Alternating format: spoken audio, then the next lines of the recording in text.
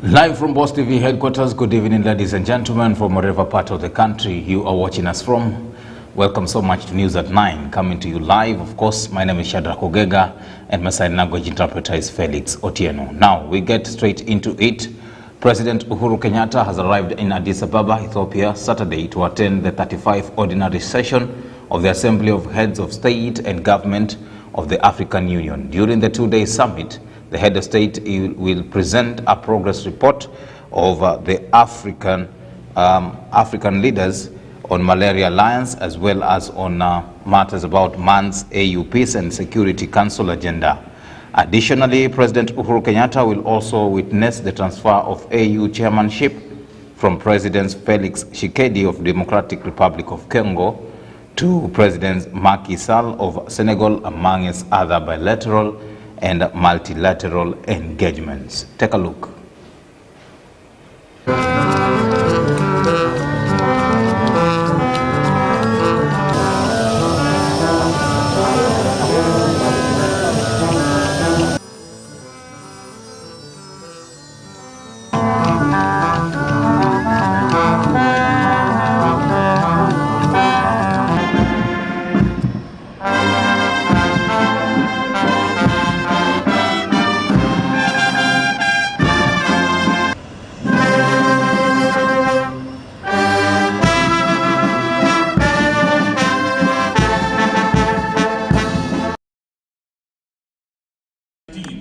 Israel is not a state of all its citizens, the nation of the state of the Jewish people only. To our food security and self-sufficiency, despite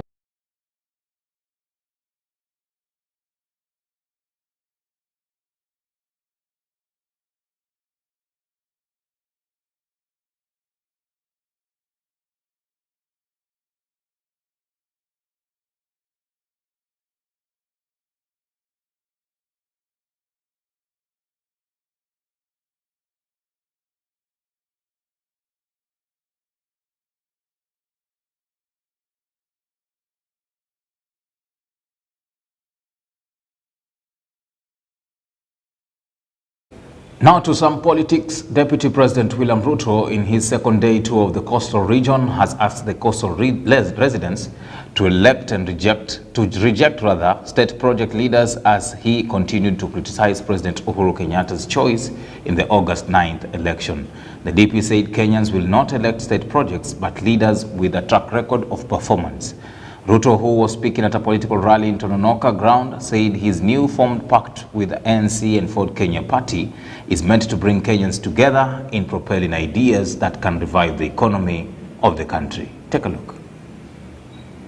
Tunasimama hapa tukisema hivi, tukisimama hapa sisi Mheshimiwa Musalia na wabunge wake, UDA na wabunge wetu, Ford Kenya na wabunge wao, sisi tumewahi kumuunga mkono Raila Odinga. Ni kweli ama si kweli? Sisi tumemuunga mkono Mheshimiwa Uhuru Kenyatta. Ni kweli ama si kweli?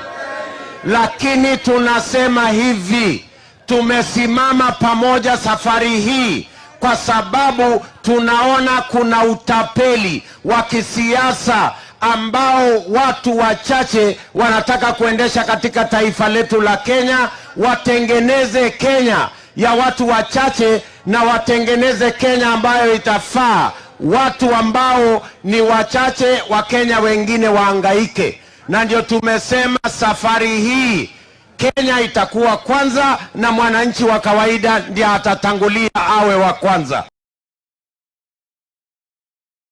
Matters about politics, let's look at another interesting matter here pertaining to keeping the frontliners at par with the COVID-19 pandemic fight. And as a way to make sure frontliners in the fight against COVID-19, members of Rotary Club in Malindi, in partnership with other Rotary clubs, have gifted Malindi health workers with PPEs.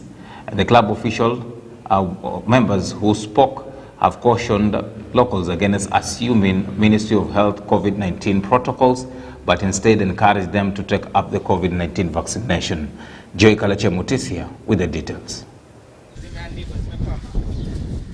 During this pandemic period, health workers are the most relied in enhancing good health to citizens.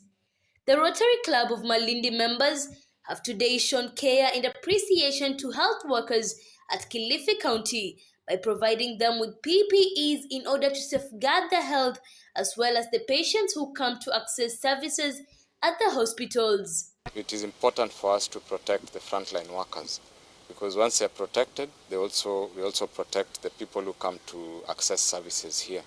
So together with our partners in Italy, specifically the Rotary Club of Naples, we were able to receive a consignment of assorted PPEs, which we sought to distribute towards to hospitals, not only around the county, but we are also partnering with other Rotary clubs in other counties. So we received a container with almost 600 cartons of assorted PPE, and we've come here and delivered part of that consignment. Furthermore, the Rotary Club is working hand in hand with the county government in supplying drugs to hospitals and different health facilities. However, there are still some drug sectors that can only be handled by the national and global programs. So the county government has just come from its supplementary budget, and before that was approved and uploaded, there was a bit of disruption on the supply chain of medications. But that problem now has since been resolved, and starting Monday, there were critical deliveries of medicines that will go around. But also we want to say that there are some categories of drugs that we rely on the national and global programs. So we are looking at areas like HIV, tuberculosis, and related areas of intervention. As the government has set 10 days for campaign against the coronavirus, the supply of PPEs to the frontline workers is a move that will not only protect the workers, but also the families and the nation. The pandemic is still with us, and receiving these assorted items will go a long way to protect our frontline workers, to make sure that they are able to serve without putting our clients at risk, but also putting the general environment as well, including their families back at home, safe. Reporting for Boss TV News, my name is Joy Kalache. Azimio la Umoja team in Kwale County has launched a final voter registration campaign aimed at ensuring ODM party leader Raila Odinga gets enough votes from Kwale in the August 9th general election. The ODM leaders have appealed to the youths in the region to take up their democratic rights, while women leaders have also called on fellow women to participate and engage in the process. Take a look. The Azimio team, led by nominated Senator Agnes Zani, say that for Odinga to become president, his soldiers must deliver votes from the ward level and maintain that ODM still enjoys massive support in the region. Na baba ameamua, amesema wakati huno tunachukua hicho kiti. Na sisi kama maskari wake hapa tunasema kwamba sisi lazima tutafute kura. Tunahamasisha watu kwa sababu amesema ana risasi. Na risasi ni nini? Risasi ni kura. Na kuna kule ambako tunasema stronghold, ambako Kwale ni moja wa hapa, ambapo sisi hapa Kwale ni ODM. Lunga ODM chair stated that Kwale and the coastal region has recorded poorly in voters registration, adding that only through mobilization of massive voter registration will the Azimio dream be realized. Na sisi kama chama tumejipanga kwa sababu lengo na madhumuni ni kuhakikisha kwamba baba ameenda State House. Na hakuna silaha nyingine ambayo inaweza mpeleka baba isipokuwa ni ukataji wa kura. Tunajua kwamba tuna changamoto hususan eneo la Pwani na Kwale ikiwa mojawapo, kwamba sio watu wengi wanaojitokeza katika ukataji wa kura. Wale ambao watakuwa na uwezo kwa njia yoyote ile wafanye, ili katika siku mbili hizi waweze kujitokeza na kukata kura. Tuko na target, IBC wako na target. Azimio Young Turks Coast Chair said that time has come for everyone who desires good leadership to stand up and be counted, with other leaders calling for women and youths to take up their democratic right. Imebaki siku mbili, Jumapili ndio siku ya mwisho ya sisi kujisajili kukata kura. Kwa nini tujisajili kukata kura? Kwa sababu tunataka kupiga kura tuweke viongozi bora, ndo maisha yetu yawe bora. Unakumbuka ODM tulikuwa tunasema maisha bora. Kwa hivyo maisha bora yatakuja vipi? Tukipata viongozi bora. Viongozi bora vinaanza na baba. Kwa hivyo tunasema kata kura tupigie. Vyovyote ilivyo ni lazima tuwe na wawakilishi, na ukikataa wewe kupiga kura, kumbuka kwamba kuna wengine watapiga kura na utapata yule mtu ambaye ni mbaya zaidi ya vile ambavyo ulikuwa unafikiria. Kwa hivyo mimi nimeamua na komiti yangu na hawa wanachama wangu kutembea constituency baada ya constituency ili tuweze kuwaeleza vile hali ilivyo, kwa sababu hali si nzuri sana kufikia wakati huu.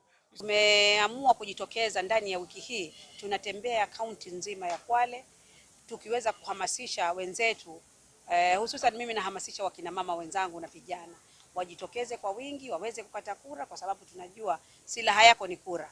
Ukitaka kuchagua kiongozi lazima uwe na kura yako. Kiongozi mbaya utamuondoa kwa kura, na kiongozi mzuri pia utaweza kumuingisha kwa kura. Cliff Mark, Boss TV.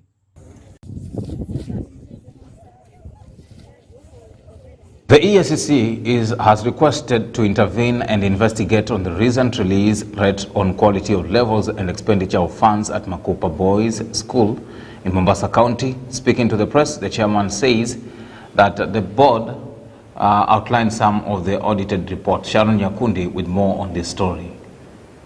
Hawana future.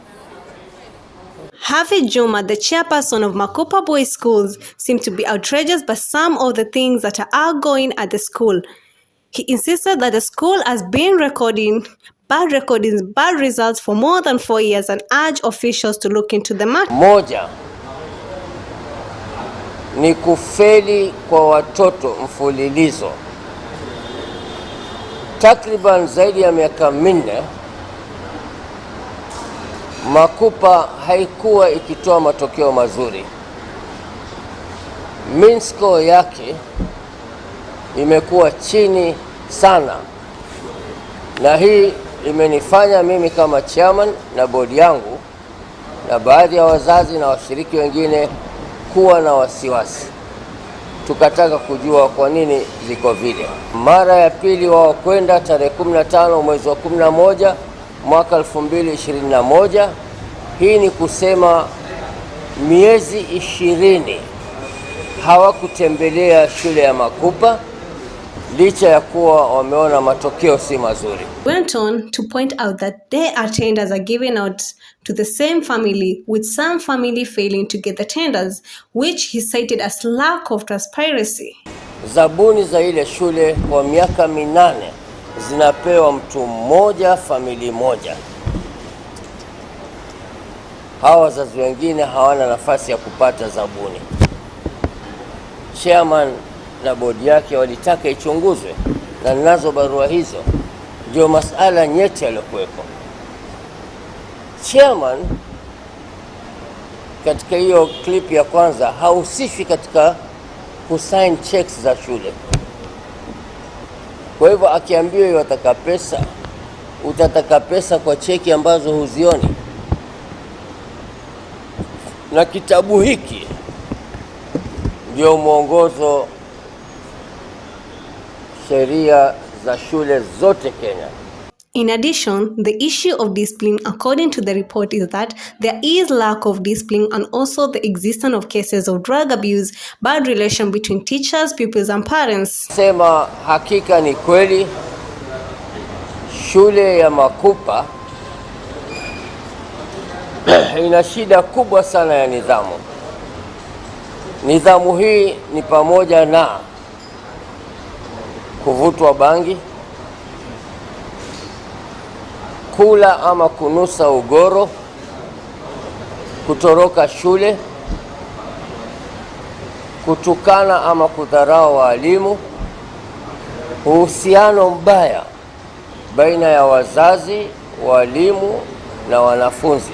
They are currently urging the EACC, Ethic and Anti-Corruption Commission, and as well as the TSC, Teachers Recruitment Commission, to intervene and investigate the issues and provide an appropriate response. Sharon Nyakundi, Boss TV.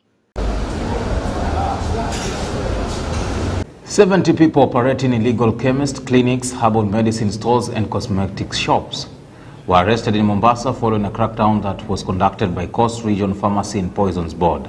The board has also issued a closure notice to 95 health products distribution outlets in the coastal region. Anita Uma with more. Julius Kaluai, who is the Senior Inspector of Pharmacy and Poisons Board in Coast Region, has issued a warning to fraudulent health workers who endanger the lives of people. Wajue tu hatutalala hata kesho next week kuna watu wataachwa hapo kuendelea na kazi na sisi tutakuwa mahali nyingine bado tukikazana na hii kazi. Because of course if you are not qualified, you are not qualified. How are you going to prove to court? You know, this is the easiest case. This case is the easiest because here you are not qualified, isn't it? Where will you get the license tomorrow? The 95 premises are supposed to remain closed, and I think we will share the list with the media. We will share the list with the county commissioner. We will share the list with the lowest level, including to the chief and the OCSs, wherever they are, nearer to those premises, so that they can continue assisting us in enforcing the closure. In addition, Julius has insisted that if any store is subjected to a notice of closure from the government office, then no one should remove it, as the act will be presumed guilty until evidence is available. This is a government stores or a document. So you can, if you deface it, it's a crime. If you remove it, it's a crime.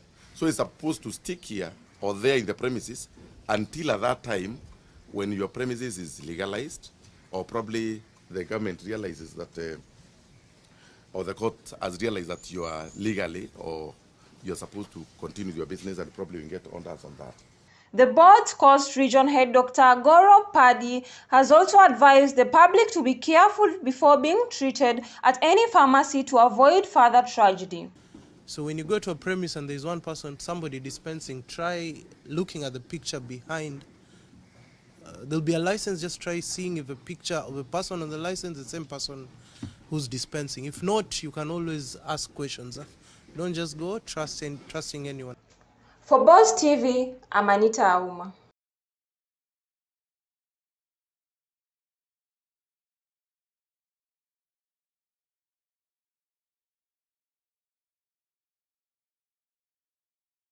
Now crossing over to Taita Taveta County, and the county women representative has cautioned the amount used in Nyangoro water project, saying it was not a priority as such. Nyangoro Muktau Water and Sanitation Development Project, which was launched by former Prime Minister Raila Odinga, is funded by a European Union through the Water Sector Trust Fund, and the county government will benefit over 17,000 residents in the area. Historia na vitendawili alitembea hapa na akapelekwa kwa historical sites, akapelekwa pale overseer matanki ya ukoloni pale Mwakitau. Matanki yale yalijengwa tangu jadi, alafu leo hii munaenda kupaka rangi kupitia milioni 88 million kupaka matanki maji na kusema ni mradi mnafungua. Lazima hiyo pesa ichu. Now to some sporting activity. Today the FKF aspirant Twaha Mbarak, in conjunction with the Mombasa Football Association, invited specialists from Germany to sensitize the youth on football and how they can market their talents worldwide. The visitors were Bernard Payet, who is the UEFA licensed coach, founder and the CEO, High Performance Sports and Business Consultant from Germany. There was also Thomas Monsoon from Germany, and who is also a UEFA licensed coach, technical, nutritional and professional coach, as well as Coach Mohamed Heri, the former Harambee Stars coach, and Coach Babu, National Beach Soccer coach, as well as many others. Let's take a look at what was happening at Pride Inn early in the day. When the AFCON group stage draws unveiled, host nation Cameroon found themselves in the same group as Burkina Faso. Cameroon hosts country of the competition and second most titled nation in Africa, with 5 trophies, will face the opening match Burkina Faso on January 9 in Yaoundé, then Ethiopia and Cape Verde. In their group stage match, Gustavo Sangare opened the scoring for the West Africans, but Vincent Abubakar restored parity before finally putting Cameroon ahead with 2 quick-fire penalties in the 40th and 43rd minutes respectively, therefore registering a win for the indomitable Lions. 27 days later, the two teams meet once again, but this time the third place position at AFCON 2021 is at stake, and not the finals as they would have hoped for. Will it be Cameroon or Burkina Faso starting at 10 p.m? Despite 71% possession, 30 shots towards the goal, 26 chances creation and 9 shots on target, Manchester United was still eliminated from the FA tournament by Middlesbrough side that had 29% possession, 6 shots only. It is very much frustrating that they lost the game at home ground Old Trafford. The game ended as a 1-1 draw, even after extra time. Jadon Sancho and Matt Crooks scored the goals respectively. In the penalty shootouts, Middlesbrough scored all their 8 takes, and Manchester United scored 7 after youngster Anthony Elanga wasted his chance.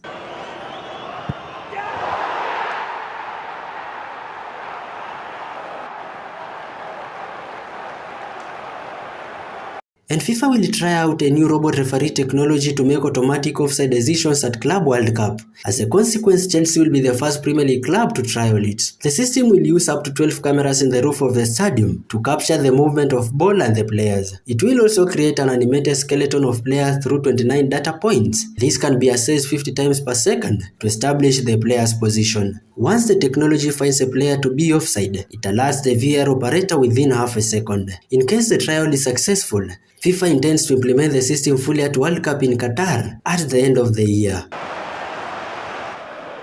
Reporting for Boss TV, I'm John Vincent.